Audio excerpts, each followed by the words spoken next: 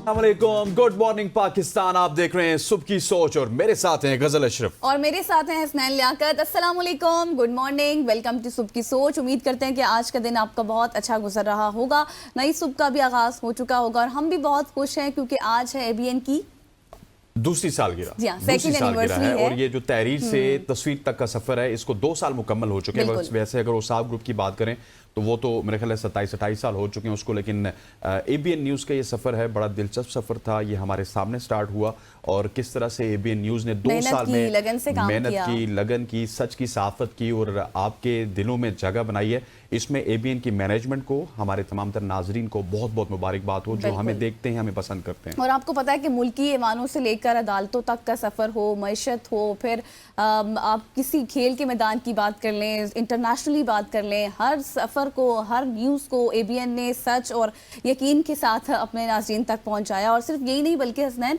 अवाम के दिलों में एतमाद भी बनाया है और हम भी यही दुआ करते हैं। और आज हम अपने इस प्लेटफॉर्म के ज़रिए तमाम उन नाज़रीन का भी शुक्रिया अदा करते हैं जिन्होंने हमें इतनी मोहब्बत दी, इतनी खुशियाँ दी कि हम आज यहाँ तक पहुँचे हैं।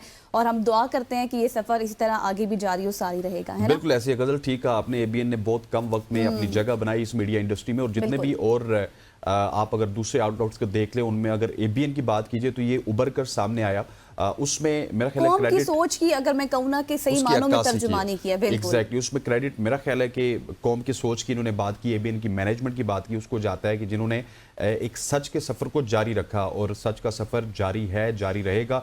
और आप अगर इसी तरह पसंद करते रहेंगे तो इंशाल्लाह ये सफर भी जारी रहेगा और एबीएन न्यूज़ भी इस तरह से फलता फूलता रहेगा। एग्जैक्टली। और अब हम बढ़ते हैं अपनी सोशल, आपने कुछ बताना तो नहीं बता, ओके। अब हम क्रिकेट की बात कर लूं थोड़ी सी। जी कर सकते हैं आपने अगर कह दिया तो मैं कर लेता हूं। मैंने सोचा कि आपने शायद कुछ बताना हो लेकिन अच्छा, अगर पाकिस्तान क्रिकेट टीम की बात की जाए तो चैंपियंस ट्रॉफी के स्क्वाड के बाद बहुत सारी बहसें हो रही हैं। बहस सबसे बड़ी ये हो रही है कि क्या यही स्क्वाड आपका रहेगा या फिर ट्राई नेशन सीरीज के बाद चेंज होगा। इस हवाले से पाकिस्तान क्रिकेट बोर्ड खबरें फीड कर रहा है, अपने जो मनपसंद जर्नलिस्ट हैं उनसे खबरें आ रही हैं कि शायद स्क्वाड में कुछ चेंजेस होंगी। लेकिन मैं आपको बताऊं, इनसाइड स्टोरी ये है कि अगर आपकी ट्राई नेशन सीरीज में परफॉर्मेंस अच्छी रही न्यूजीलैंड और साउथ अफ्रीका के खिलाफ और आप किसी तरह से अगर फाइनल जीत गए या फाइनल के लिए क्वालिफाई कर लिया तो फिर यही स्क्वाड कैरी ऑन करेगा। और कल जो आकिब जावेद ने बातें की हैं उनकी बातों से ये लग रहा है कि जो पिचेस हैं पाकिस्तान की भी और दुबई की भी, वो उनके मुताबिक बैटिंग पैराडाइज होंगी। इस वजह से वो सिर्फ एक स्पिनर के साथ गए और बाकी 2 स्पिनर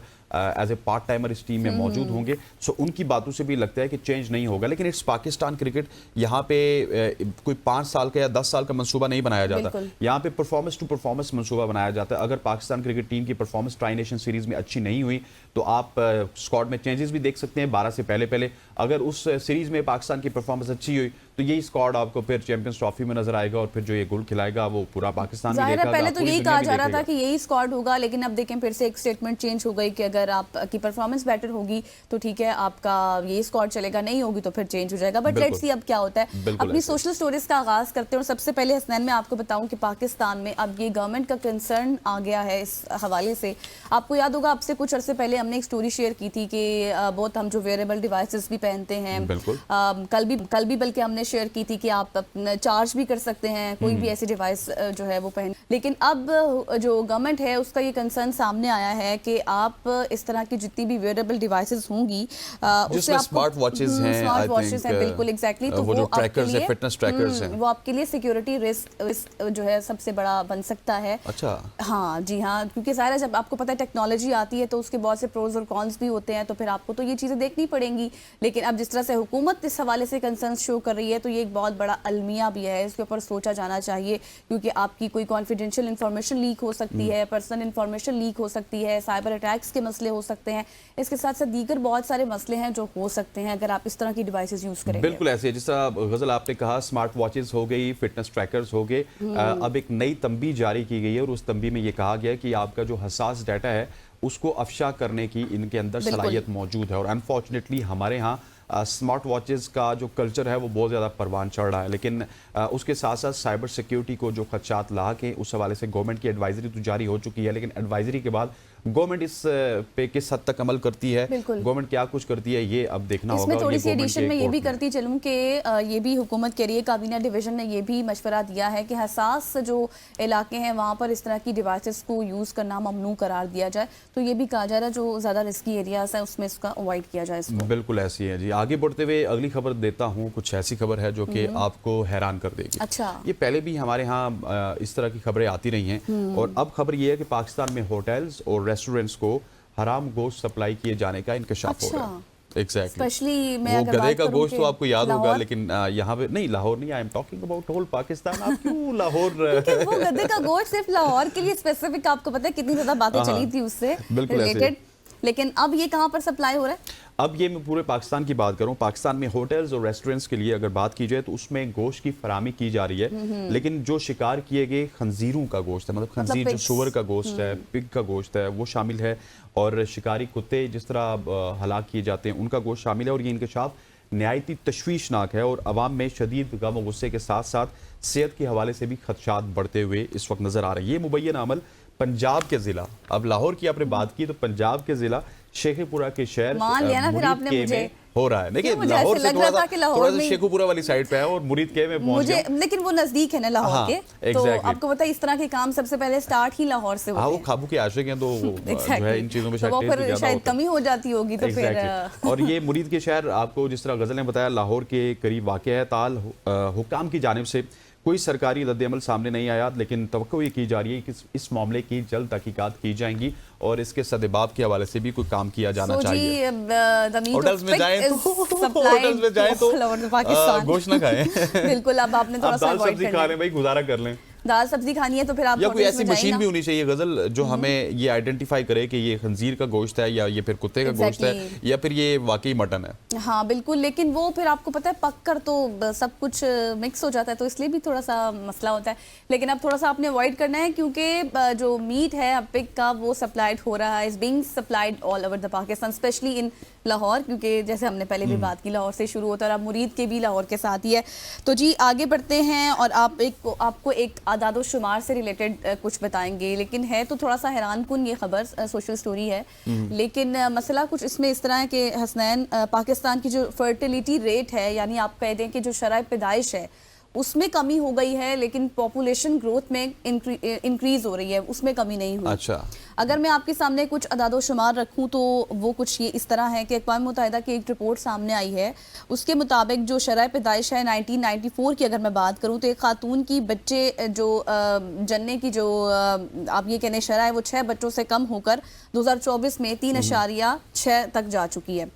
इसी तरह अगर मैं बात करूं पाकिस्तान में 2050 तक की बात की जा रही है उस रिपोर्ट में कि दुनिया का तीसरा सबसे ज्यादा आबादी वाला मुल्क बनने की राह पर गामजन हो जाएगा। जी हाँ, एग्जैक्टली। जैसे मैंने आपको स्टार्ट में कहा ना कि फर्टिलिटी रेट जो है शरह पैदाइश वो कम हो रही है, लेकिन पॉपुलेशन ग्रोथ जो है उसमें इंक्रीज हो रहा है, वो कम नहीं हो रहा। इसकी तरह अगर हम बात करें अमेरिका की, जो अमेरिका, ब्राज़ील, इंडोनेशिया और रूस को भी पीछे छोड़ देगा 2050 तक। और फिर 1947 में पाकिस्तान की आबादी 3 करोड़ 10 लाख थी, जो 2023 में बढ़कर हो गई जी 24 करोड़ 10 लाख। और मतलब अब इस हवाले से जो है ना गवर्नमेंट ये कह रही है कि हम कुछ प्लानिंग्स करें, फैमिली प्लानिंग्स होनी चाहिए, थोड़ा सा जो है ना इसको अवॉइड करना चाहिए। बिल्कुल ऐसे गवर्नमेंट प्लानिंग भी करेगी, लेकिन जो खबर है वो ये है कि शरह पैदाइश में कमी वो इस वजह से आई है कि खवातीन का जो फर्टिलिटी रेट है उसमें कमी आई है। पहले अगर एक खातून 6 बच्चे जनती थी तो अब वो 3.6 के करीब आ चुकी है, लेकिन आबादी के बढ़ने का तनासुब इस वजह से भी है कि वो रैपिडली शादियां भी हो रही होती हैं, साथ साथ आबादी बढ़ रही होती है। 2050 में हम दुनिया का तीसरा बड़ा मुल्क होंगे। इफेक्ट्स भी हैं ना हसनैन, ये सब चीजें जो है ना मिक्सअप होकर तो ये इस तरह की सिचुएशन क्रिएट कर देती है मेरे ख्याल से। बिल्कुल ऐसी है जी। आगे बढ़ते हुए एक ऐसी खबर है जो कि वंस अगेन वो क्या कहते होते हैं, नसीब अपने अपने, मेरे नसीब में फिर क्रिकेट की खबर आ गई। फिर क्रिकेट, बस अब ये नसीब अपना अपना तो है, लेकिन इस हमारे इस प्रोग्राम में ना बस क्या पक्का हो गया है कि इस प्रोग्राम को भी मुझे लगता है पता चल गया कि क्रिकेट आप नहीं करनी है। अच्छा जी, अच्छा थोड़ा सा खबर जो है क्रिकेट के हवाले से, लेकिन पाकिस्तान के लिए हौसला अफजा खबर नहीं है। لیجنڈری ہمارے لیگ اسپنر ہوتے تھے عبد القادر، ان کے بیٹے عثمان قادر جنہوں نے حال ہی میں کرکٹ سے ریٹائرمنٹ کا اعلان کیا تھا، اب عثمان قادر کے حوالے سے خبر یہ آ رہی ہے کہ وہ آسٹریلیا میں اپنے نئے کرکٹنگ کیریئر کی شروعات کر رہے ہیں۔ پاکستانی لیگ اسپنر عثمان قادر نے آسٹریلیا میں اپنے نئے کرکٹ کیریئر کے لیے کچھ سمت متعین کی ہے اور انہوں نے نیو ساؤتھ ویلز منتقل ہونے کا فیصلہ کیا ہے۔ اس وقت سڈنی ہاکسبری کرکٹ کلب کی وہ نمائندگی کر رہے ہیں اور گزشتہ سال اکتوبر میں پاکستان کرکٹ سے ریٹائرمنٹ کے بعد نئے مواقع کی تلاش میں عثمان قادر نے کہا کہ کرکٹ میرا روزگار ہے اور میں یہاں اپنے مستقبل کے لیے ایک خاص منصوبے کے تحت آیا ہوں، یہ فیصلہ ان کے بین الاقوامی کیریئر میں ایک نیا موڑ ثابت ہوگا، یہ عثمان قادر کا کہنا ہے۔ عثمان قادر کے حوالے سے میں آپ کو بتانا چلوں کہ یہ یہاں سے آلریڈی آسٹریلیا شفٹ ہو چکے تھے، آسٹریلیا میں انہوں نے اپنی ڈیفرنٹ طرز کی کرکٹ بھی کھیلی ہے اور یہ کچھ عرصے تک آسٹریلیا میں اگر رہتے تو یہ وہاں پہ ایلیجبل بھی ہو جاتے اور اسی طرح سے وہاں پہ نام بنا سکتے تھے جس طرح سے عمران طاہر نے ساؤتھ افریقہ میں بنایا، عثمان خواجہ نے اپنا نام بنایا آسٹریلیا میں۔ پاکستان کے بہت سارے ایسے کرکٹرز ہیں جنہوں نے باہر کے ممالک میں جا کے اپنا نام بنایا، سو عثمان قادر بھی وہاں پہ نام بنا سکتے ہیں، لیکن انفارچونیٹلی ان کی جانب سے جو فیصلہ ہوا کہ انہوں نے پاکستان آنے کا فیصلہ کیا، پاکستان کی جانب سے چند میچز تو ان کو ملے T20 فارمیٹ میں، ODI فارمیٹ میں، لیکن اس تسلسل کے ساتھ میچز نہیں ملے اور وہ دل برداشتہ ہو کے 32-33 سال کی عمر میں ہی پاکستان سے ریٹائرمنٹ لے کے آسٹریلیا واپس شفٹ ہو چکے ہیں۔ جی، اور ان کے بارے میں یہ بھی ہے، آپ سب کو پتہ ہی ہوگا، جس طرح سے حسنین نے تو بہت زیادہ الیبوریٹ کر دیا ہے، لیکن he was the part of bronze medal جو وننگ ٹیم تھی 2010 میں شاید اس کے بھی، تو خیر بس یہ اچھا ڈیسیشن ہے جو بھی انہوں نے لیا ہے، ظاہر دیکھ سن کر ہی لیا ہوگا۔ آگے بڑھتے ہیں اور آگے جی آپ نے جب یہ سٹوری بتائی تو میرے پاس ایک زبردستی سٹوری ہے شاہ رخ خان کے حوالے سے، اور شاہ رخ خان سے ریلیٹڈ سٹوری کچھ یہ ہے کہ انہوں نے کہا ہے کہ میں ویسے تو اسلام کے جتنے بھی اصول ہیں ان کو مطلب اس طرح سے مد نظر نہیں رکھتا، ویسے یہ ان کا بڑا پن ہے، یہ ان کا بڑا پن ہے کہ وہ مان گئے، ہم سارے کہنے کو مسلمان ہیں لیکن کوئی روزہ رکھتا ہے نہیں رکھتا، کوئی نماز پڑھتا ہے نہیں پڑھتا، کوئی زکوٰۃ دیتا ہے نہیں دیتا، لیکن جب انہوں نے بات کی جو آپ ابھی بتائیں گے بھی، انہوں نے یہ بڑے پن کا مظاہرہ کیا کہ انہوں نے کہا کہ میں تعلیمات پر اس طرح سے عمل نہیں کرتا، میں تعلیمات پر اس طرح سے عمل نہیں کرتا، لیکن میں ہوں مسلمان، لیکن جو ٹیچنگ آف اسلام ہے اس پر میرا پختہ یقین ہے اور مجھے یہ اچھی لگتی ہے اسلام کی بات جس میں یقین اعتماد بڑھ جاتا ہے، اسلام نے یہ چیزیں مجھے سکھائی ہیں، لیکن میں 5 ٹائم پریئرز مطلب کہ 5 وقت کی نماز نہیں پڑھتا، باقی روزہ جو زکوٰۃ جو حج مطلب اس طرح کے جتنے بھی ہمارے مین مذہبی ایونٹس ہیں اس میں وہ کہتے ہیں کہ میں اتنے زیادہ پارٹیسپیٹ نہیں کرتا، لیکن میرا پختہ یقین ہے، پختہ ایمان ہے۔ ساتھ ہی ساتھ انہوں نے یہ بھی کہا کہ اسلام کے ہر پہلو پر میرا مکمل عمل نہیں ہے جیسے میں نے آپ کو پہلے بتایا، لیکن انہوں نے یہ بھی وضاحت کی کہ اسلام ایک زبردست نظم و ضبط فراہم کرتا ہے جو متوازن یعنی کہ بیلنس ہماری زندگی ہے، طرز زندگی، اس کو گزارنے میں مدد فراہم کرتا ہے۔ بالکل ایسی ہے، شاہ رخ خان کا یہ بھی کہنا ہے کہ اسلام امن، شفقت اور محبت دیتا ہے اور تعلیمات پہ عمل میرا خیال ہے کہ پورا تو کوئی مسلمان بھی نہیں کر سکتا، لیکن انہوں نے یہ مان لیا، یہ بڑی بات ہے، لیکن اس کے ساتھ ساتھ اسلام کی تعریف بھی کی اور کیوں نہ کریں کیونکہ بائی برتھ وہ مسلمان ہیں۔ خواتین و حضرات، یہ تھی آج کی ہماری شارٹ سٹوریز، یہاں پر وقت ہوا چاہتا ہے ایک شارٹ سی کمر کا بریک لیں گے اور واپس آئیں گے، اس کے بعد آپ کو لیے چلیں گے امریکہ میں جہاں پہ امریکن الیکشن کے حوالے سے آپ سے بات کرتے ہیں، امریکن الیکشن کے حوالے سے نہیں بلکہ امریکن پریزیڈنٹ کے حوالے سے بات کرتے ہیں جن کے کچھ بیانات ہیں جنہوں نے ایک نیا تنازع کھڑے کر دیا ہے۔ Stay with us. اب ہم امریکی صدر ڈونلڈ ٹرمپ کی بات کریں گے جنہوں نے اسرائیلی وزیر اعظم نیتن یاہو کے ساتھ ایک اہم پریس کانفرنس میں اعلان کیا ہے کہ امریکہ غزہ پٹی پر طویل مدتی قبضہ کرے گا جس کا مقصد وہاں استحکام اور ترقی لانا ہے۔ یہ بیان عالمی سیاست میں ایک نئے بحران کو جنم دے سکتا ہے۔ فلسطینی قیادت اور دیگر عرب ممالک اس معاملے پر کیا رد عمل دیں گے؟ کیا یہ منصوبہ مشرق وسطیٰ میں ایک نیا تنازع کھڑا کرے گا یا پھر واقعی خطے میں استحکام پیدا کرے گا؟ اور کیا امریکہ یہ فیصلہ بین الاقوامی قوانین کے مطابق کر رہا ہے یا اس کی خلاف ورزی کر رہا ہے؟ یہ آج اس سیگمنٹ میں ہم جانیں گے۔ ایگزیکٹلی، اور ہمیں جوائن کیا ہے اس پر بات کرنے کے لیے معروف تجزیہ نگار ہیں انور اقبال صاحب، جو کہ امریکی سیاست اور اس کے ساتھ ساتھ ان تمام تر صورتحال پر گہری نظر بھی رکھتے ہیں۔ انور صاحب السلام علیکم، ویلکم ٹو صبح کی سوچ۔ سب سے پہلے جس طرح سے حسنین نے کہا نا اپنے انٹرو میں کہ امریکہ کا اب طویل المدتی قبضہ کرنے کا اعلان، کیا یہ آپ کو لگتا ہے کہ استحکام کی جانب جائے گا اور کیا واقعی یہ ایسی انڈیکیشنز ہیں کہ امریکہ غزہ پر اگر قبضہ کر لے اور اپنے طرف لے آئے تو وہاں پر امن قائم ہو سکتا ہے؟ دیکھیں، میں ایک مدت گزر گئی مجھے اور کئی صدارتی دور کور کیے، رپورٹ کیا، 2 امریکی صدر اوباما اور پریزیڈنٹ بش کے انٹرویو بھی کیے اور ان چیزوں کو بہت قریب سے دیکھا ہے، جو تبدیلیاں ہوتی رہتی ہیں اسٹیٹ ڈپارٹمنٹ اور ان کی پالیسیز اور ان کا امپلیمنٹیشن وغیرہ۔ تو صدر ٹرمپ کا پہلا دور بھی دیکھا 4 سال ان کے جو وہ تھے اور اس کے بعد ان کو اپوزیشن میں بیٹھا ہوا بھی دیکھا تو ان کا ایک انداز ہے, میرا جو اپنا اندازہ ہے وہ یہ ہے کہ وہ ایک بڑا ہی اسٹارٹلنگ بڑا آؤٹ لینڈش سا ایک بیان دے دیتے ہیں جس میں ایک ہاہاکار مچ جاتی ہے یہ اس نے کیا کہہ دیا, اور اس کے بعد پھر وہ گفتگو شروع کرتے ہیں. اچھا ٹھیک ہے آپ یہ تو نہیں مانتے لیکن آپ کیا مانگتے ہیں, تو پھر وہ آپ بتاتے ہیں کہ ہم کیا مانگتے ہیں, وہ کہتے ہیں نہیں ہم یہ تو نہیں دے سکتے یہ دے سکتے, اور ایک پھر گفتگو کے بعد کہ نہ آپ کی بات مانی جاتی ہے نہ ان کی بات مانی جاتی ہے. تیسری ایسی ایک پوزیشن جو وہ یہ سمجھتے ہیں کہ وہ ان کو اور امریکہ کو سوٹ کرتی ہے وہ اس پہ سیٹل ہو جاتے ہیں. تو میں سمجھتا ہوں کہ وہ کافی ہوشیار آدمی ہے. دیکھیں سب کی توقع کے برخلاف وہ دوبارہ امریکہ میں منتخب ہو گئے. امریکہ کی تاریخ میں اس طرح دوبارہ منتخب ہونے والے دوسرے صدر ہیں, اور ایک ایسے واقعے کے بعد جس میں ان پہ الزام لگا تھا کہ ان کے حامیوں نے کانگریس پہ حملہ کیا, ان کی سیاست میں اپنے آپ کو ریوائیو کرنا بہت بڑی بات ہے. تو میں نہیں سمجھتا کہ وہ اس بات پہ بلیو کرتے ہوں گے کہ ان کی یہ تجویز بالکل ہو بہو اسی طرح مانی جائے گی. میں سمجھتا ہوں کہ اس کے بعد اب دیکھیں اس پہ ایک ریئیکشن آیا سعودی عرب, جس سے اب ان کی جو آگے اسٹریٹجی ہے مڈل ایسٹ میں اس میں سعودی عرب کا بڑا اہم کردار ہے. وہ یہ چاہتے ہیں کہ جو ابراہمک اکارڈز ہیں جن کے تحت وہاں کوشش کی جا رہی تھی, یہ جو اکتوبر والا واقعہ پچھلے سال کا, اس سے پہلے کوشش کی جا رہی تھی کہ ایک وہاں امن قائم ہو, ایک سلسلہ شروع ہو, اس میں وہ ابراہمک اکارڈ کے صدر ٹرمپ نے بنوایا تھا. اس میں سعودی عرب کا بہت اہم کردار ہے کہ سعودی عرب اسرائیل کو تسلیم کرے گا اور اس کے زیر اثر دیگر ممالک جس میں پاکستان بھی شامل ہے وہ بھی تسلیم کر لیں گے اور پھر امن قائم ہوگا. تو وہ نہیں, انہوں نے دیکھا کہ سعودی عرب نے اس کو مسترد کر دیا, مصر نے کر دیا, اردن میں کر دیا. اب دیکھیں اسرائیل کے وزیر اعظم سے ان کی ملاقات ہو گئی اور اسی ہفتے اردن کے بادشاہ آ رہے ہیں, اور اس کے بعد مصر والوں سے رابطہ ہے, سعودی عرب سے رابطہ ہے ان کا. تو پھر یہ گفتگو کر کے ایک تھرڈ آپشن لے کے آئیں گے جس کا ابھی ہمیں علم نہیں ہے. اچھا انور صاحب مجھے یہ بتائیے گا کہ جس طرح آپ ٹرمپ کے حوالے سے بات کر رہے تھے کہ اس طرح کے بیانات ان کی طرف سے آ رہے ہیں, لیکن جو غزہ پٹی کے حوالے سے انہوں نے بیان دیا, کیا اس میں کوئی پریکٹیکلٹی لگتی ہے کہ امریکہ وہاں پہ قبضہ کر سکتا ہے اور وہ امریکہ کے زیر انتظام جا سکتا ہے, جو مڈل ایسٹ کے بڑے ممالک ہیں وہ اس بات کو مان لیں گے؟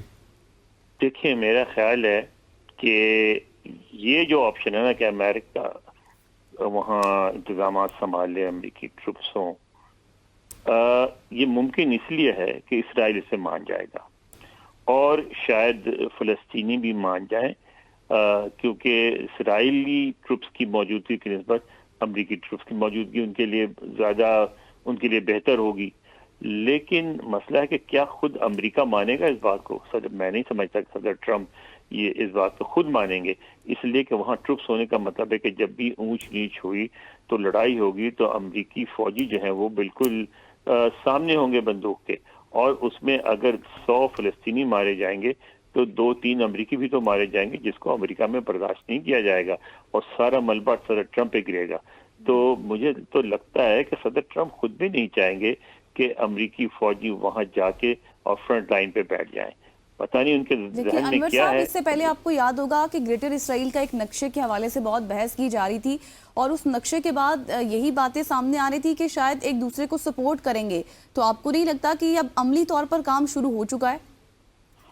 وہ تو سپورٹ کر لیں گے, سپوز کر لیتے ہیں, لیکن فلسطینی کیا کریں گے؟ فلسطینی کو آپریشن کر کے فوج کے ذریعے باہر نکالیں گے, اس سے کتنا بیڈ بلڈ کریٹ ہوگا, کس طرح دنیا میں اس سے جو شدت پسندی میں اضافہ ہوگا, کیا امریکہ اس کے لیے تیار ہوگا؟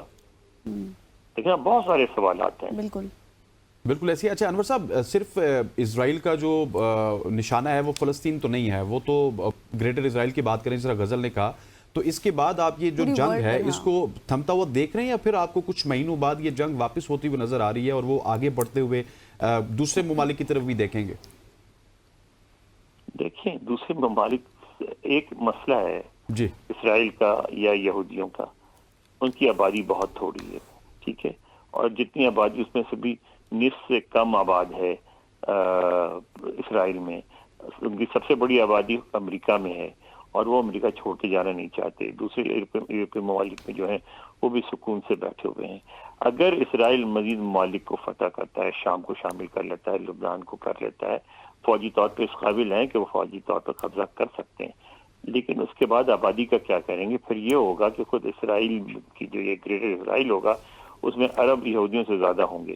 تو کیا اسرائیل اس بات کو مانے گا کہ اسرائیل میں عربوں کی تعداد اسرائیل سے زیادہ اور کل کو الیکشن جیت کے ایک عرب پرائم منسٹر بن جائے اسرائیل کا؟ بہت ساری باتیں تھی. ہمارے یہاں مسئلہ ہوتا ہے کہ ہمارے پاکستان میں خاص طور پہ پاکستانی میڈیا میں بھی اس کا حصہ رہا ہوں ساری عمر صحافت کی پاکستان میں، تو ہم نی جرک ریئیکشن دیتے ہیں ایک، اور دوسرے ہم ہیڈ لائنز کے بارے سے سوچتے ہیں. تباہی ہو گئی، امریکہ نے قبضہ کر لیا، اسرائیل نے ظلم کر دیا، فلسطینی بہادر ڈٹ گئے.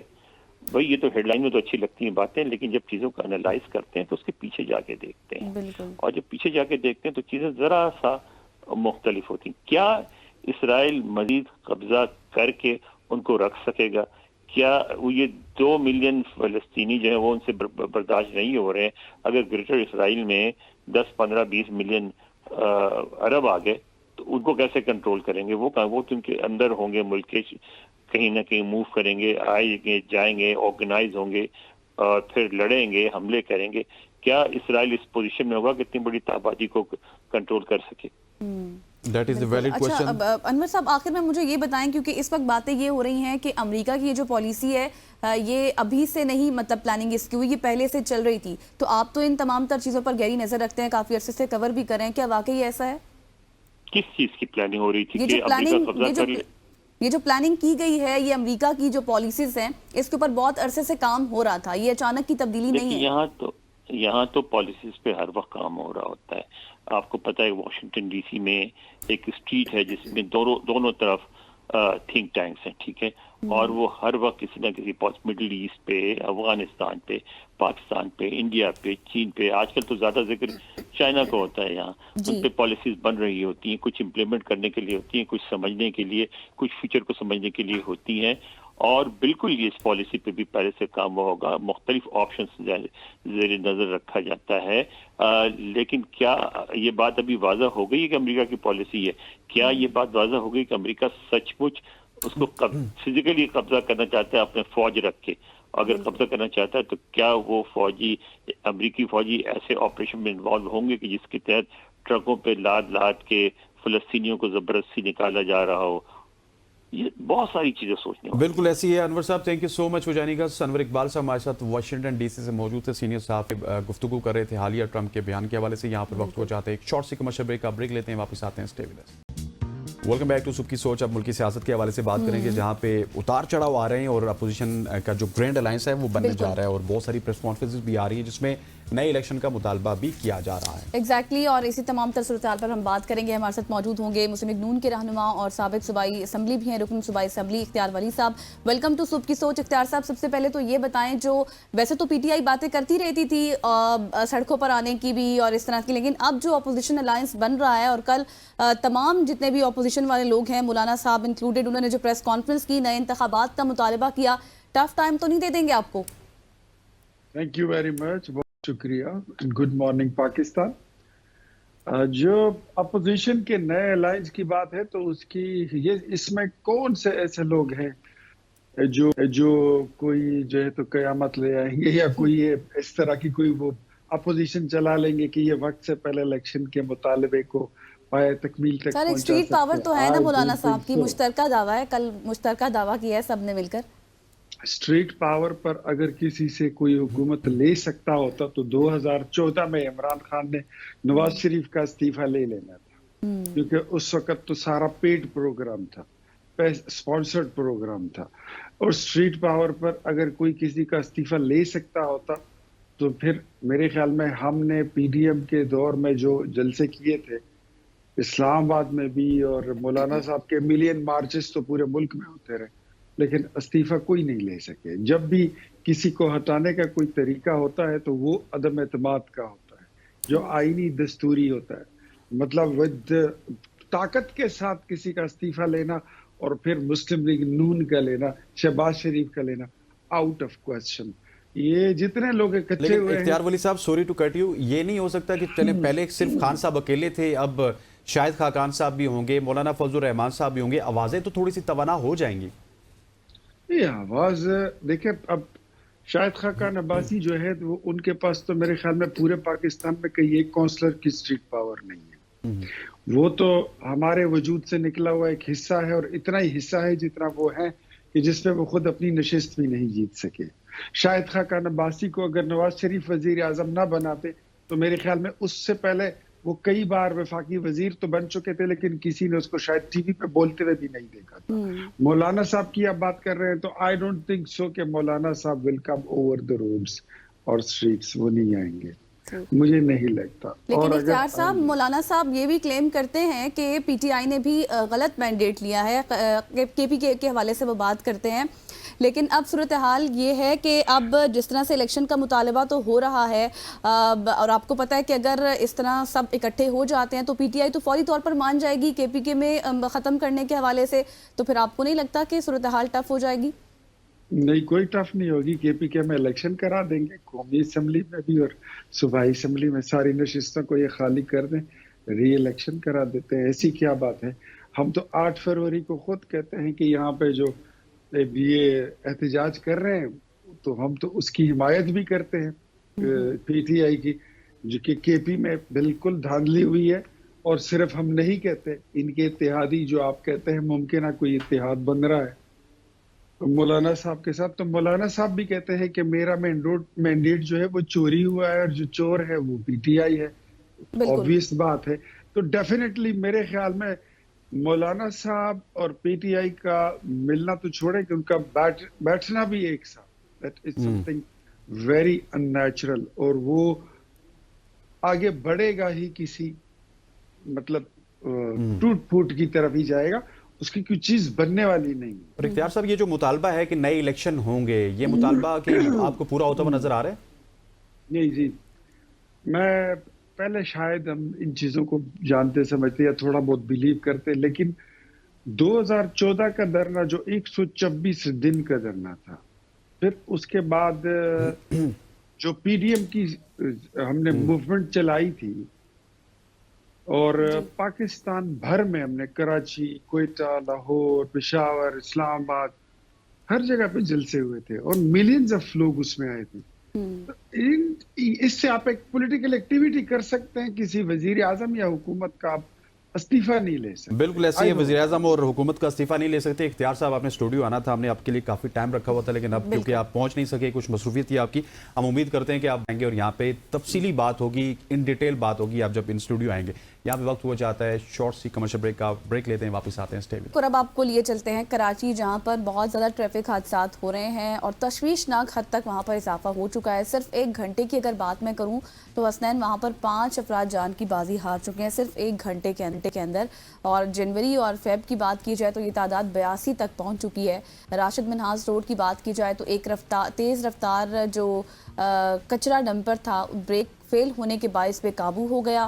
फिर उसके बाद 2 मोटरसाइकिल सवारों समेत 2 गाड़ियों को उसने टक्कर मार दी, जिसके नतीजे में 3 अफराद जो हैं वो जाँ बहक हो गए हैं और डंपर ड्राइवर मौके से फरार हो गया है। जबकि पुलिस ने डंपर को कब्जे में लेकर तहकीकात का भी आगाज़ कर दिया है। लंडी रेलवे की बात की जाए उस ट्रैक की, तो वहाँ पर भी किसी तरह का अफसोसनाक वाक़या पेश आया है, जहाँ पर ट्रेन की टक्कर से एक मर्द और एक बच्चा जाँ बहक हो चुके हैं। बिल्कुल ऐसे, ये हादसा सिर्फ बदकिस्मती है या फिर ट्रैफिक कवानीन पर अमल दरामद में संगीन कोताही है? क्या कराची की सड़कें शहरियों के लिए महफूज हैं? ड्राइवरों की लापरवाही, गाड़ियों की नाकिस देखभाल और कमज़ोर कानून साजी जैसे अवामिल इन हादसात का बायस बन रहे हैं। इस तमाम तर इशू के ऊपर बात करेंगे। हमारे साथ हमारे कॉरेस्पॉन्डेंट इसरार मुगीरी मौजूद है। इसरार, thank you so much for joining us. हम सुबह की सोच 2 हादसा 2 मुख्तलिफ जगहों पे हो रहे हैं, लेकिन अनफॉर्चुनेटली कोई सदेबाब नहीं निकल रहा। डेम्पर को आपने तहवील पे ले लिया, लेकिन डेम्पर ड्राइवर फरार हो गया। दूसरी जानिब ये जो रेल हादसा है, तो ये क्यों इतने हादसात हो रहे हैं कराची में, और क्या कोई पुलिस या फिर जो इदारे हैं डिफरेंट वो इस हवाले से सीरियस नजर आ रहे हैं आपको?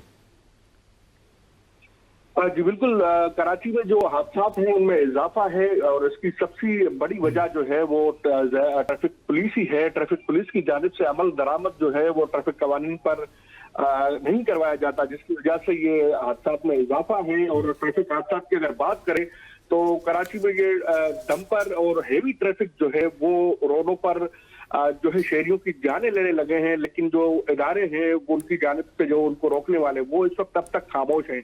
कराची में ये हादसा पेश है जिसमें मिलेनियम मॉल रोड पर डंपर की ब्रेक फेल होने की वजह से जो है उनने शहरियों को कुचल दिया।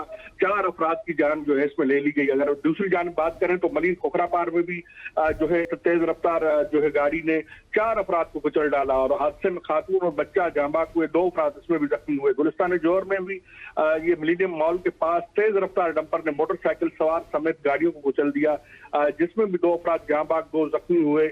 इसी तरीके से आप बात करें तो गुलशन मेमार अयूब शाह मजार के करीब भी खौफनाक हादसा पेश आया, जिसमें भी एक नौजवान जांबाक, 3 छोटे बच्चे इसमें जख्मी हुए। इसी तरीके से कराची में मुख्तलिफ जिससे रवां साल इस साल में अभी हम फरवरी में है तो बात करें तो इस वक्त अफसोसनाक सूरत हाल है जिसमें ट्रैफिक हादसात में जो है वो जाने लगी है, जिसकी अगर हम बात करें तो 82 अफराद अब तक जो है वो इसमें जांबाक हो चुके हैं, जबकि अगर जख्मियों की हम बात करें तो जख्मियों की तादाद में भी जो है वो इजाफा है और उस जख्मियों की तादाद में भी इजाफा है। रेस्क्यू हुकाम के मुताबिक अब तक 1219 अफराद ऐसे हैं जो इस वाक़यात में जख्मी हो चुके हैं, जबकि अगर दूसरी जानिब बात करें ट्रैफिक पुलिस की और उनकी अमल दरामद कराने की तो वो अब तक नाकाम नजर आते हैं। इन तमाम हैवी ट्रैफिक का पहले वक्त मुकर्रर होता था, रात के देर टाइम पर जो है ये रोडों पर सिर्फ नजर आती थी, मखसूस एक वक्त मुकर्रर किया जाता था, लेकिन अब दिन हो रात हो 24 घंटे जो है हैवी ट्रैफिक शहर की मुख्तलिफ सड़कों पर दनदनाते नजर आती है। न सिर्फ तेज रफ्तार बल्कि मुख्तलिफ ऐसे हादसात में आए रोज शहरी जो है अपनी जानें गंवाने लगे हैं, लेकिन अब तक पुलिस और दीगर अच्छा इसरार, जिस तरह से आप बात कर रहे हैं ना कि 82 इस वक्त केसेस सामने आ चुके हैं और जो 82 केसेस का सामने आना ये एक अलमिया है और इसके ऊपर कोई भी कंट्रोल ना होना ये उससे बड़ा एक सवालिया निशान है। और जिस तरह से आप ये बात कर रहे हैं कि हैवी ट्रैफिक जिस तरह से रात को गुजरती है उसके हवाले से कोई चेक एंड बैलेंस नहीं है, क्या कोई स्टेटमेंट सामने आई है जो मुतल्लिका लोग हैं उनकी जानिब से, या कुछ भी अभी तक इस हवाले से सामने नहीं आया? जी बिल्कुल, अभी तक कोई भी जो स्टेटमेंट है या कोई ऐसा बयान किसी भी हुकाम की जानिब से सामने नहीं आया, लेकिन ये जरूर हुआ कि गुज़िश्ता रोज जो गुलिस्तान जोहर मिलेनियम मॉल के पास जो हादसा पेश आया उसमें डीआईजी ट्रैफिक की जानिब से नोटिस जरूर लिया गया, लेकिन नोटिस ही लिया जाता है, इसके आगे कोई कार्रवाई कोई भी सदेबाब नहीं किया जाता। शहरी एक तरफ कराची में स्ट्रीट क्राइम का शिकार तो दूसरी जानिब जो है हैवी ट्रैफिक जो है वो भी शहरियों की जानें लेने लगे हैं। इससे पहले हमने देखा था कि कराची में रात के देर वक्त और इन हैवी ट्रैफिक का, चाहे वो पानी के टैंकर हो, डंपर हो, जो भी बड़ी ट्रैफिक है, इनका एक मखसूस टाइम मुकर्रर होता था जिन पर ही इनको रोडों पर आने की इजाजत होती थी। लेकिन अब ये है कि अब मुख्तलिफ शहर की अजला में ये ट्रैफिक 24 घंटे हैवी ट्रैफिक बड़ी गाड़ियां दंदनाती नजर आती हैं, जिसकी जद में ना सिर्फ गाड़ियां आ रही हैं, मोटरसाइकिल सवार आ रहे हैं, बल्कि पैदल चलने वाले शहरी भी इनकी जदों में आकर अपनी जानें गंवा रहे हैं और जख्मी हो रहे हैं। इसके बाद एक बड़ा नंबर है, बड़ा ये जो है 82 लोग अभी तक हम साल की इब्तिदाई उस महीनों में है, उस पर 82 अफराद ट्रैफिक हादसा में अपनी जानें। अच्छा इसरार, मुझे ये बताइएगा कि सुनने में ये भी आ रहा है, हमने मीडिया में भी देखा कि डीआईजी ट्रैफिक ने इसका नोटिस भी लिया। नोटिस तो सीएम सिंध भी ले लेते हैं, डीआईजी भी ले लेते हैं, आईजी भी ले लेते हैं, उस नोटिस लेने के बाद कोई अमल दरामद होता हुआ नजर नहीं आता, इसकी क्या वजह है? जी बिल्कुल हसन, आप दुरुस्त फरमा रहे हैं। इसी तरीके से सिर्फ नोटिस ही लिया जाता है, शहरियों की जानिब से भी मुख्तलिफ वाक़यात के मुकदमात दर्ज होते हैं और मुकदमात थानों और अदालतों में जरूर जाते हैं, लेकिन किसी जो मुतल्लिका जो ड्राइवर्स हैं या मुतल्लिका जो कोताही बरतने वाले शहरी वो अपना ड्राइवर हैं जो शहरियों को जो है ना सिर्फ उनकी जद में, उनकी गाड़ियों की जद में आते हैं, उनका कोई सज़ाबाब नहीं होता, ना उनको सजाएं मिलती हैं। इसके लिए सबसे जो पहले की तरह इस पर कंट्रोल करना चाहिए ट्रैफिक पुलिस को या फिर हुकूमत सिंध को, कि जो हैवी ट्रैफिक है उसका एक मखसूस टाइम पहले की तरह मुकर्रर किया जाए, सख्ती से इस पर अमल दरामद होगा तो शहरी जो है इससे बच पाएंगे। लेकिन अब इस वक्त इसका सीएम सिंध हो या जी ट्रैफिक हो, इनको हुकाम को नोटिस लेना चाहिए और हैवी ट्रैफिक को एक मखसूस औकात में ही इजाजत दी जाए शहर की मुख्तलिफ सड़कों पर आने की। लेकिन अगर इसी तरीके से जैसे अब है कि 24 घंटे अगर हैवी ट्रैफिक शहरी इस पे रोडों पर नजर आएगी तो शहरी उसकी जद में आएंगे और अपनी ना सिर्फ जाने गंवाने लगेंगे और जख्मी भी होने लगेंगे। बिल्कुल ऐसी है, दैट इज वेरी अनफॉर्चुनेट इसरार, और हम उम्मीद करते हैं कि जो सिंध गवर्नमेंट है, कराची की जो इंतजामिया है वो इसका कुछ सदेबाब जरूर ढूंढे। खवातीन और ज़ात यहाँ पे वक्त हुआ चाहता है एक शॉर्ट सी कमर्शियल ब्रेक का, ब्रेक लेते हैं, वापस आते हैं, stay with us. Welcome back to صبح کی سوچ. اب ہم خواتین کے حوالے سے بات کرتے ہیں اپنے اس شو میں, اور پاکستان میں خواتین کی ہمت, حوصلے اور طاقت کی بے شمار مثالیں موجود ہیں, لیکن کچھ شخصیات ایسی ہوتی ہیں جو نہ صرف اپنے شعبے میں نمایاں مقام حاصل کرتی ہیں بلکہ دوسروں کے لیے بھی ایک نئی راہ ہموار کرتی ہیں. آج ہم ایک ایسی ہی باہمت خاتون سے آپ کی ملاقات کروائیں گے جو نہ صرف اسلام آباد پولیس کی لیڈی کمانڈو ہیں بلکہ الٹرا میراتھن رنر بھی ہیں, عمیرہ شیراز, جنہوں نے اپنی محنت اور لگن سے کئی قومی ریکارڈ قائم کیے ہیں. بالکل جی, بہت سارے ریکارڈز ہیں عمیرہ کے, کیا میں آپ کو بتاؤں, کیا شیئر کروں. World backyard ultra championship 2024, پھر نیشنل ریکارڈ بھی قائم کیا ہے 20 گھنٹوں کا. اس کے ساتھ ساتھ پھر اسلام آباد ٹو راولا کوٹ جو ہے انہوں نے میراتھن کی ہے, پھر سرینا ٹو مری میراتھن کی ہے, پھر اس کے ساتھ ساتھ انٹرنیشنل لیول پر گلگت جو ہے کھپلو میں بھی ونر ہے. اس کے علاوہ بھی ان کی بہت زیادہ جرنی ہے, لیکن اب میں جتنا آپ کو بتاؤں گی اس سے بہتر ہے کہ ہم عمیرہ سے ہی جان لیتے ہیں. عمیرہ, ویلکم ٹو صبح کی سوچ. سٹارٹ کرنے سے پہلے tell us bit about yourself, کہ کیسے آپ نے سفر شروع کیا اور یہاں تک کیسے پہنچی. سب سے پہلے یہ کہ انسان کے اپنے اندر کی بات ہوتی ہے کہ وہ کس چیز کو جو ہے چوز کرنا چاہ رہا ہے, یا اس کے کیا خواب ہیں یا کیا وہ دیکھتا ہے. تو جب میں چھوٹی تھی تو میں دیکھتی تھی کرمنل ایکٹیویٹیز اس طرح کی, تو بچپن میں میں کہوں کہ میں نے پولیس جوائن کرنی ہے, اور تاکہ میں سارے کرمنلز کو پکڑوں, ان کو ماروں جو لوگوں کے ساتھ غلط کرتے ہیں. وہ یہ چیزیں سوچتی تھی, لیکن ایکٹیو بھی تھی. اسکولنگ لیول تک میں ہر فزیکل ایکٹیویٹی میں ایکٹیو تھی. کرکٹ کھیلتی تھی, اور جس طرح کی فزیکل ایکٹیویٹی ہوتی تھی نا بہت شوق سے کرتی تھی. تو پھر میں اسپورٹس میں بھی چلی گئی ساتھ, اور ساتھ میں پھر یونیورسٹی لیول کے بعد میں نے ادھر اپلائی کیا اسلام آباد پولیس میں, اور یہاں پہ این ٹی ایس کے through all over Pakistan merit, تب بھی میں ٹاپر تھی این ٹی ایس کے تھرو. پھر میں سلیکٹ ہو گئی, اور یہاں پہ آ کے پھر مجھے اور زیادہ شوق کہ آگے بڑھوں, کس طرح سے میں کیسے یہ نو کہ میں ادھر ہی باؤنڈ ہو جاؤں, ایک ہی جاب کے لیول تک رہوں. پھر مجھے شوق تھا کمانڈو کورس کرنے کا, اینٹی ٹیررسٹ اسکواڈ. پھر میں نے وہ کیا, اس میں اوور آل ونر تھی. حالانکہ لڑکوں کے ساتھ کمپیئر ہوتا تھا, ساری چیزیں ایکول کرنی ہوتی تھی. مشکل نہیں ہوتا, چھوٹی سی لگتی ہیں یہ, اور ان کے کام دیکھیں ماشاءاللہ بڑا مشکل ہوتا ہے جہاں پہ بھی ہوتا ہے. وہ کہہ رہی تھی نا, میں جب چھوٹی تھی تو میں اس وقت یہی کہنے لگا تھا چھوٹی تو آپ ابھی بھی ہیں آپ.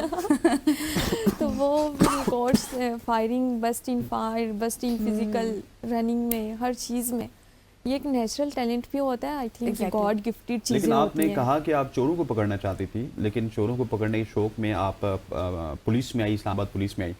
اس کے بعد یہ سپورٹس والی لائن پہ کہاں سے نکل گئی؟ کیا پولیس میں آنے سے پہلے آپ کو یہ اندازہ تھا کہ آپ یہاں پہ آ کے اتنی زیادہ کامیابی سمیٹیں گی, وہ بھی سپورٹس میں؟ اندازہ تو یہ نہیں تھا, لیکن ایک ڈریم تھا کہ میں سپورٹس, مجھے شوق تھا کہ سپورٹس میں جاؤں اور آل اوور دی ورلڈ. کیونکہ پولیس میں رہوں گی تو ایک جہاں تک آپ کی ایک لمٹ ہوتی ہے, آپ اس لیول تک کام کرتے ہیں اور اس لیول تک رہتے ہیں. اور جب میں سپورٹس میں پاکستان کو ریپریزنٹ کروں گی, پاکستان کی بیٹی, اور اس طرح کے خواب دیکھتی تھی. تو الحمدللہ آج میں اسی مقام پہ ہوں, جو میں نے سوچا تھا ویسے, لیکن اس کے پیچھے ایک بہت بڑی اسٹرگل, ایک بہت بڑی اسٹوری چل رہی ہوتی ہے, تو آپ تب کسی مقام پہ یقینی طور پر آپ کی اتنی اسٹرگل تھی تو آج آپ یہاں پر بھی موجود ہیں. عمیرہ, یہ بتائیں کہ بیسیکلی یو فرام کشمیر نا, تو وہاں پر اس طرح سے خواتین کو آئی تھنک اتنا سپورٹ نہیں کیا جاتا. تو جب آپ نے اپنے سفر کا آغاز کیا تو فیملی کی فل سپورٹ تھی آپ کے ساتھ؟ بالکل. فیمیلز کو آئی تھنک ابھی بھی, تب تو 1-2 سال پرانی بات ہے جیسے ہی میں نے اسٹارٹ کیا تھا, تب کی بات نہیں, اب بھی یہی بات ہے کہ فیمیلز کو ہر ڈپارٹمنٹ میں جانے کی اجازت نہیں ہوتی. کچھ مخصوص ہیں جیسے ٹیچنگ کر لی اس طرح سے. تو جب میں آئی تھی اسی طرح میں نے بھی بہت باتیں سنی تھی کہ نہیں, لڑکیوں کو نہیں ہونا چاہیے, لڑکیوں کو سپورٹس میں نہیں ہونا چاہیے, لڑکیوں کو اس طرح فزیکل ایکٹیویٹی اتنی زیادہ نہیں کرنی چاہیے. لیکن اگر ہم یہ دیکھیں کہ جب روڈز نہیں تھے, اس سے پہلے کی بات, جو ہمارے پیرنٹس تھے یا ہماری والدہ تھی, جو ان کے بھی اگر پیچھے دیکھا جائے تو وہ کھیتوں میں بھی کام کرتی تھی, وہ بھی فزیکل ایکٹیویٹی تھی, اور پھر وہ پیدل جاتے تھے وہ لوگ سارے, تو تبھی وہ اسٹرانگ بھی تھے. یہ ایک صرف یہ نہیں کہ آپ کے صرف شوق ہی پورے ہو رہے ہیں یا پھر آپ کچھ اچیو کریں, یا آپ کی ایک فزیکل مینٹل ہیلتھ سب کچھ مینٹین رکھتا ہے, اور آج کے دور میں تو بہت ہی امپورٹنٹ ہے. بالکل ایسی ہے. اور جس طرح آپ نے کہا آپ کا تعلق راولا کوٹ سے, اور راولا کوٹ کے لوگ ویسے تھوڑا سا پڑھے لکھے بھی ہوتے ہیں اور ڈائیورسیفائڈ بھی ہوتے ہیں جتنا میں ان کو جانتا ہوں. اچھا, جو یہ ریسنگ آپ نے سٹارٹ کی, میراتھن ریسر کے طور پہ آپ آئی, تو یہ سفر انیشلی کہاں سے سٹارٹ ہوا کہاں پہ آپ کو لگا کہ نہیں میں اس فیلڈ میں بہت زیادہ گرو کر سکتی ہوں؟ اس کے بعد ریکارڈز تو غزل نے سارے ہی گنوا دیے، کہاں اور پہ اس آپ کے نے علاوہ ریکارڈ بھی نہیں ان کے بنائے؟ پتہ نہیں کون کون سے ریکارڈز ہیں جو میں نہیں بتا سکی. بالکل ایسا ہی کہ یہ اسکول لیول پہ جب ہم لوگ کشمیر میں جاتی تھی، ہائی اسکول میں نے پڑھا تھا کشمیر میں، تو وہ میں بائی واک جاتی تھی اور بائی واک واپس بھی گھر آتی تھی. ڈسٹینس کافی زیادہ تھا، لیکن یہ تھا کہ ان چیزوں سے شاید بچپن سے میں اسٹرانگ تھی اس ایکٹیویٹی میں. اور پہلے جو چھوٹی موٹی ایکٹیویٹی کرکٹ لائک اور چھوٹے لیول پہ میں اسپورٹس میں تھی، لیکن جیسے میں نے پولیس جوائن کی اور کمانڈو کورس کیا اور وہ ٹریننگ میں نے ایسی ہی کی جیسے میرے لیے کچھ نہیں تھی. حالانکہ وہ بہت ٹف ہوتا ہے، یہ ہوتا ہے فیل بھی ہوتا ہے، آپ کو تھکاوٹ بھی ہوتی ہے ساری چیزیں، لیکن آپ کا جو حوصلہ ہوتا ہے، ہمت ہوتی ہے، اس کے سامنے وہ چیزیں چھوٹی رہ جاتی ہیں. تو میں نے کمانڈو کورس کیا. جب لڑکوں کے مقابلے میں بسٹ ان فائر رہی ہوں اور بسٹ ان فزیکل رہی ہوں، صرف وہ ایک چیز میں مجھ سے آگے ہو جاتے تھے. وہ چن اپ کرتے تھے اور پش اپ کرتے تھے، وہ مجھ سے آگے ہوتے تھے. باقی ساری چیزوں میں ان کو کمپیئر کر کے تو عمیرہ، آپ نے ٹریننگ کے حوالے سے بات کی، تو یہ ٹریننگ آپ نے بائی سیلف خود کی یا پھر آپ کو کوئی کرانے والے تھے، کوچز آپ کے تھے؟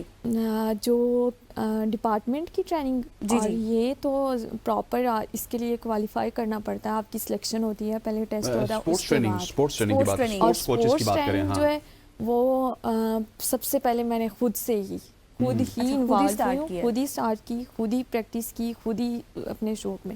لیکن جب میں آہستہ آہستہ میں نے کام اس پہ کیا ہے، جب میں نے ایوارڈز جیتے، جب میرا نام بننا شروع ہوا ہے، تو پھر میں نے ایک ہمارا کلب تھا وہ میں نے جوائن کیا ہے، ان لوگوں نے اپروچ کیا. اب تو ٹریننگ کے لیے بھی ہر طرح کی فیسلٹی مجھے ملتی ہے اور ٹریننگ کرتی بھی ہوں، کوچز بھی ہیں.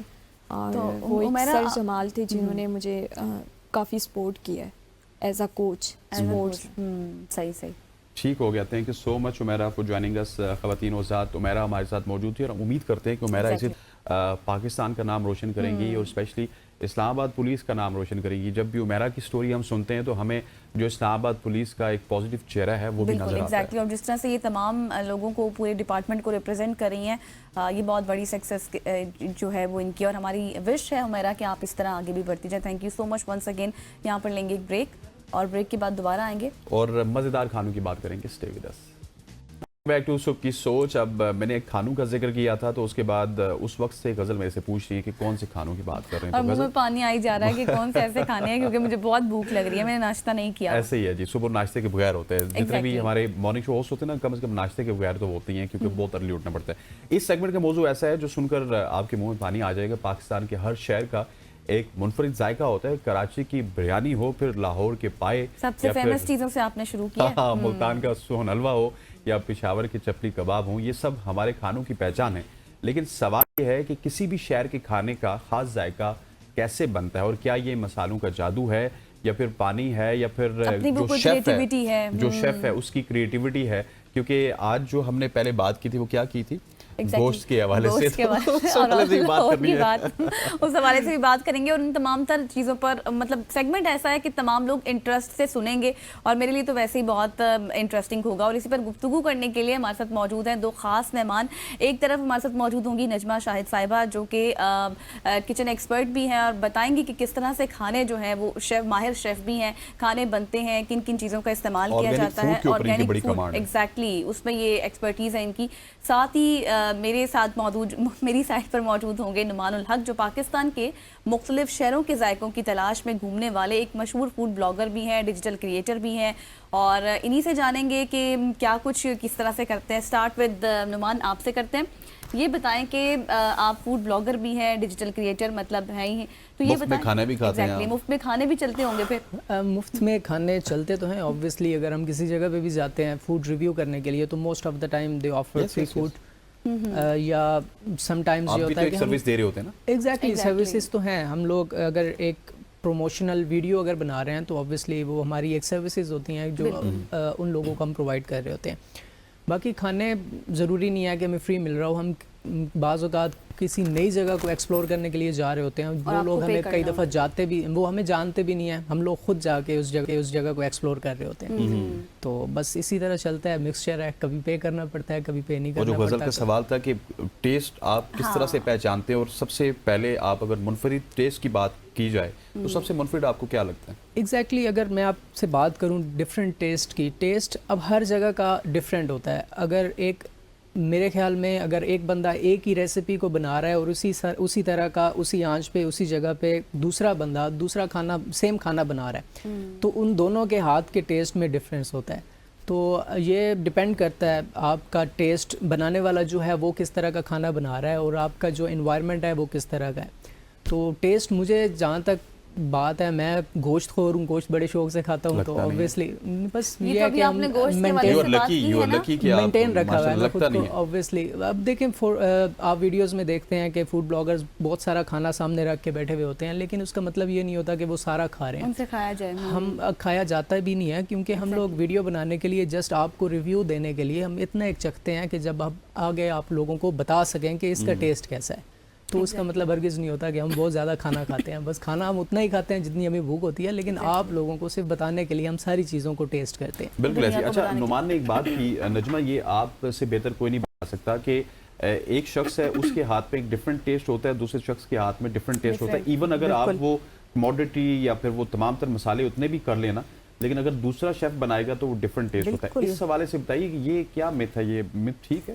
مت نہیں ہے، یہ قدرتی چیز ہے کہ ایک ہی، جی بالکل ریالٹی ہے. بیکاز ایک ہی چیز، اب جیسے کئی لوگ ریسیپیز پوچھتے ہیں، میں بھی جہاں جاتی ہوں جو چیز اچھی لگتی ہے وہ میں سیکھنا چاہتی ہوں، تو وہ آپ ریسیپی آپ لے لیں ان سے، لیکن ہاتھ آپ کا اپنا ہے. اب مجھے جیسے کافی میں پریشان ہوتی ہوں کہ میں اپنی والدہ کی طرح یا اپنی ساس کی طرح ان سے جو چیزیں سیکھی ہیں میں نے، وہ ذائقہ نہیں آتا. میں اپنی سب سے بڑی کرٹک خود ہوں. کھانے والوں کو بے شک پسند آ جائے، بٹ آئی نو کہ کہاں پہ فلاز ہیں اور کیا چیز اس میں چینج ہے. اب اس میں ہم جو انگریڈینٹس استعمال کرتے ہیں ہر ایک کی اپنی پریفرنس ہے. میں بہت زیادہ قدرتی چیزوں پہ، پروسیس چیزوں سے میں ذرا دور رہتی ہوں، کہ جو دیسی چیزیں ہیں ہماری وہ سب سے اچھی رہتی ہیں. جیسے میرا جو بیسک کام ہے وہ آرگینک فوڈ گارڈننگ ہے.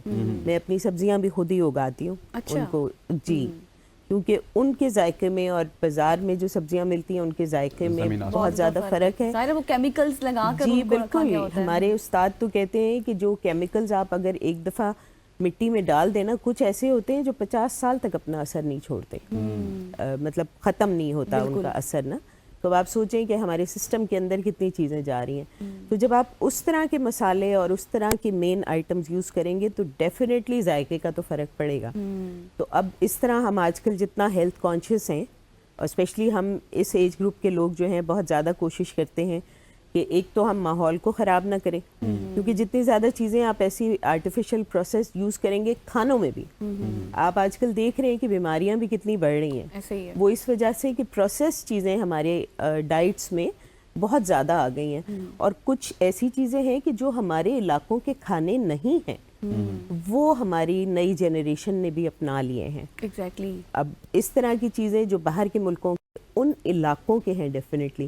یہ تو حضور اکرم صلی اللہ علیہ وسلم کا بھی فرمان ہے کہ موسم کا پھل اور علاقے کا پھل اور سبزی وہ کھانی چاہیے. بالکل. اب اس کے پیچھے اتنی بڑی لاجک ہے نا کہ ہم تو ادھر سے بھی ادھر سے بھی سب جگہ سے جمع کر کے پھر کھاتے ہیں، تو وہ ہوچ پوچ بن جاتا ہے نا. اچھا نجمہ صاحبہ، جس طرح سے ابھی ہم بات کر رہے تھے، تو ابھی آپ نے ریسیپیز کے حوالے سے بات کی، تو کیا آپ اپنی ریسیپیز خود ہی مائنڈ میں آپ کی آتی ہیں؟ بہت کرتی ہوں جی.